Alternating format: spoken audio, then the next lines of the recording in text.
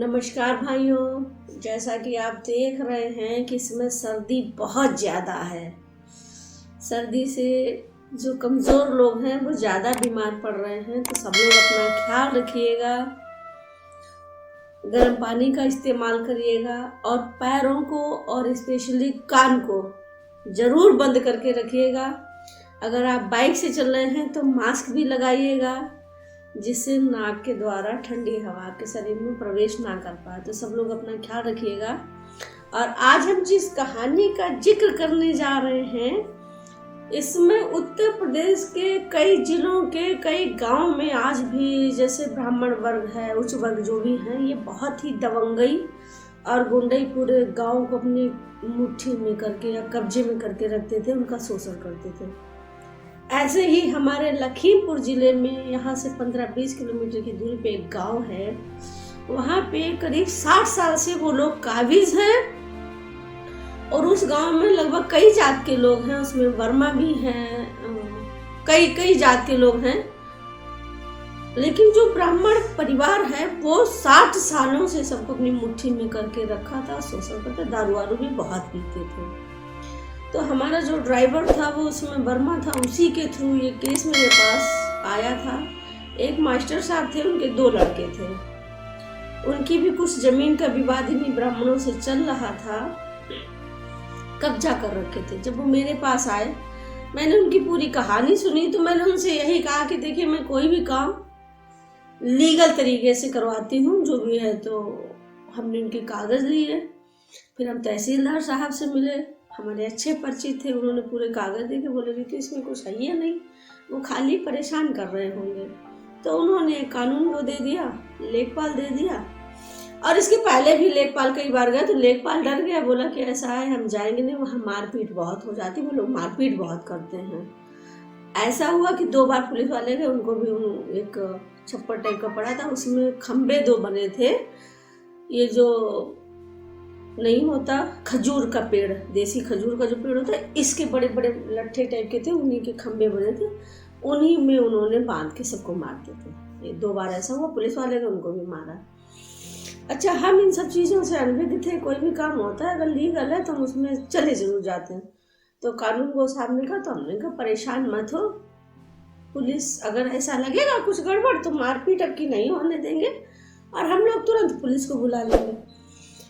हम एक बार गए, पूरा जायजा करके चले आए। तो दोबारा फिर कानून को साहब, लेखपाल और हम और हमारी टीम, ड्राइवर और हमारे साथ कुछ लोग और, जो किसी का काम होता है फ़ोन करना, किसी का काम होता है हम लोगों को सेफ जोन में रखना, सबका अपना अपना काम बटा। तो 5 से 7 लोग हम लोग चलते थे, किसी का काम था कैमरा चलाना, क्योंकि हम लोग मीडिया से भी जुड़े रहते हैं।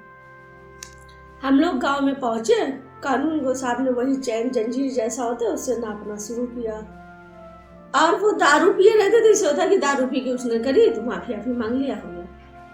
अब जब नापना शुरू किया तो उसको लगा आज तो ये जमीन का विवाद खत्म ही हो जाएगा और ये इसके लड़के के चला जाएगा, और ये कुर्मी हमसे कैसे जीत, उसने कहा खुले शब्दों की, ये कुर्मी हमसे कैसे जीत जाएगा। उसने उधर से गाली शुरू कर दी। हमने कहा आप काम करिए, दारू पिए है उससे मत उलझो सब लोग। नहीं माना, और गंदी गंदी गालियां शुरू कर दी। हमने कहा आप अपना काम करिए। हमारे साथ जो एक चांदबाई थी, हमने उनसे कहा मोबाइल तैयार रखिएगा फ़ोन करने के लिए, तुरंत एसपी को फ़ोन करेंगे तो फरदार थाना पास में पड़ता है, जल्दी आ जाएगी फोन। वो रेडी हो गए, रेडी टू मूव हो गए वो भी। अब उसने क्या किया, मुझे इंडिकेट करना शुरू कर दिया, गालियाँ देना शुरू, बहुत बड़ी नेता बनती है, फलाना ढिकाना। हमने कहा शांत हो जा, तूने दारू पी रखा, मुझे पता है कि तूने दारू पी रखा है, और थोड़ी देर बाद ये होगा कि तूने दारू पिया है तो मतलब गलती हो गई, तेरे घर वाले अभी यही कहेंगे, इसलिए तू शांत हो जा। जिसने दारू ना पियो उसको बुलाओ, लीगल काम हो रहा है, होने दो। वो और तेज, और वो उधर से लाठी लेके दौड़ा। हमने कहा कहीं ये मार ना दे, तो इसको डराना जरूरी है। तो मैं अपने चारों तरफ देखी तो एक सूखा गन्ना इतना बड़ा पड़ा, तो मैंने उठा लिया, मैंने कहा तुमको इससे मारेंगे। तो वो वहीं ठिठक गया। जब वो ठिठक गया वो वहीं से गाली, उसने वहां से पत्थर फेंकना शुरू कर दिए। तो अब हमको मारना तो था नहीं, हमको तो खाली उसको रोकना था कि थोड़ी देर में वो रुक जाए। तब तक हमने इधर कहा कि ऐसा है कि अब ये अभी पत्थर मिट्टी के डेले फेंक रहा, फिर ये पत्थर चलाना, चुटा जाएंगे, इससे बढ़िया आप फ़ोन कर दो। और वो मेरी वो पूरी तरह से मेरे ऊपर हावी होने की कोशिश कर रहा था। अच्छा, हम कई लोग थे तो वो बिल्कुल पास नहीं आ रहा था क्योंकि उसके घर के और आदमी थे नहीं, लेकिन सिचुएशन को भाग के मेरा ड्राइवर आया, बोला कि दीदी वहाँ लाठियाँ तैयार होनी, करीब 20-25 आदमी लाठी लिए बैठे कि अगर इसको जरा भी कोई टच करेगा वो लोग आ जाए मारने के लिए। तो हमने कहा टच काहे करें, पागल है क्या हम लोग। और हम डंडा ऐसे ही पकड़े, हमने बहुत मारेगा आज तुमको इससे, हम डंडा ऐसे ऐसे वहीं से ला रहे। तो हमारी उसकी करीब 30-35 मीटर की दूरी थी हमें उसमें। चांद भाई को हमने इशारा किया, उन्होंने फ़ोन कर दिया एसपी साहब को कि मानवाधिकार की राष्ट्रीय अध्यक्ष माननीय रितु वर्मा जी फला फला गांव में ऐसे फंस गए हैं और उनको पुलिस प्रोटेक्शन चाहिए, वहाँ पे दारू पी के लोग गुंडाई कर रहे हैं। अच्छा, पुलिस वाले भी चिड़े हुए थे तो वो लोग भी कि आज इसको सबक इसी बहाने हमको भी मौका मिल जाएगा। अरे तुरंत हमें लग रहा वो लोग लाठी डंडा घर में तैयारी करते रहे, उनको पता नहीं था कि इतना बड़ा बलवा हो जाएगा। उधर से पुलिस पहले आ गई, तब तक वो लोग भी लाठी लेके निकल पड़े। अब पुलिस की एक गाड़ी थी नहीं, 3 गाड़ियां थी, 3 गाड़ियां देख के वो लोग भागने को नहीं, लेकिन पकड़ गए कई लोग। उसने पुलिस वाले भी गाली देना शुरू कर दिया। वो लोग ये नहीं सोच पाए थे कि आज हम पे उल्टा पड़ जाएगा। पुलिस वालों ने भी उनको जब वो गाली बके, उसने पुलिस वालों के ऊपर डंडा भी चला दिया। फिर पुलिस वालों ने उनकी धुलकैया कर दी कायदे से। और उसके बाद 3-4 को जो पकड़ में आया, बाद बाकी दूसरा भाग उनको ले जाकर थाने में।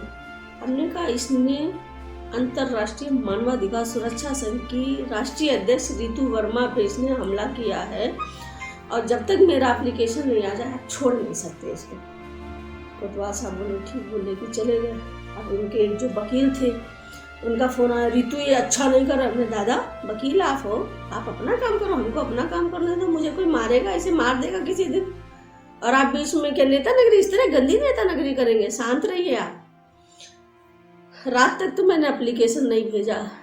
रात में उस दरुल्ले छोड़ा नहीं जा सकता था, तीनों दारू भयंकर पिए थे। क्यों, रास्ते में कुछ हो जाता तो पुलिस वालों के ऊपर आ जाती। सुबह मैंने क्या किया, करीब 9-10 बजे एप्लीकेशन व्हाट्सएप पे फॉरवर्ड करी। मैंने कहा सर आ रही हूँ, करते करते करते करते शाम को 5 बजे तक मैं फिर टालती। मैंने सर अभी आ रही हूँ, निकल गई हूँ यहाँ से, यहाँ फंसी हूँ। तब तक उनकी सबकी अकल ठिकाने लग गई। फिर उधर से और कई प्रधान गांव के आ गए कि आज के बाद इस तरह की गलती नहीं होगी, साहब माफ़ कर दो। हमको कौन सा मुकदमा अपने नाम से करवाना था, मैं क्यों फालतू का पंगा लूँ। हाँ, ये था कि उस गांव के लोगों को शांति मिल जानी चाहिए थी। फिर जब हम पहुँचे उसमें थोड़ी देर हो गई, वो फिर तेवर हल्के दिखा। मैंने कहा नहीं करूँगी, मैंने कहा मुकदमा लिखवाऊंगी। मैंने कहा बिना मुकदमा लिखाए मैं नहीं शांत होंगी, और मुझे मुकदमा हकीकत में नहीं लिखवाना था। अब बोलो, फिर हमने कहा हम जा रहे हैं। हम गोला साइड में निकल गए। फिर 3-4 घंटा हो गया। रात को करीब 10 बजे हम फिर उधर से लौटे, गोला साइड से फिर आए। तब तक हमने कि अगर गांव में अब किसी की तरफ इन लोगों ने बदतमीजी करी तो फिर सोच लीजिएगा।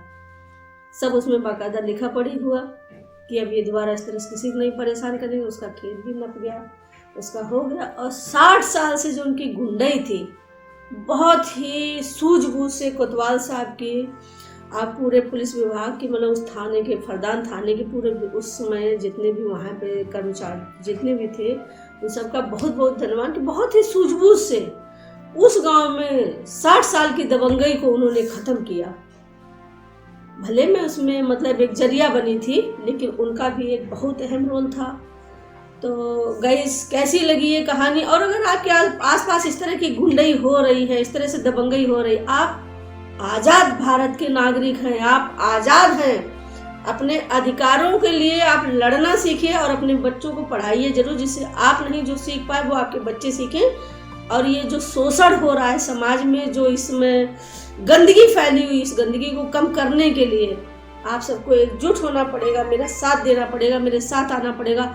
आप लोगों की ही ताकत मेरी ताकत है। आप लोग चाहेंगे तो हम इसी तरह से लोगों का कल्याण करते रहेंगे, लेकिन सहयोग आपका बहुत ज़रूरी है। तो कैसी लगी ये कहानी हमको ज़रूर बताइएगा, और अगर पसंद आई हो तो लाइक कमेंट जरूर करिएगा। बहुत बहुत धन्यवाद।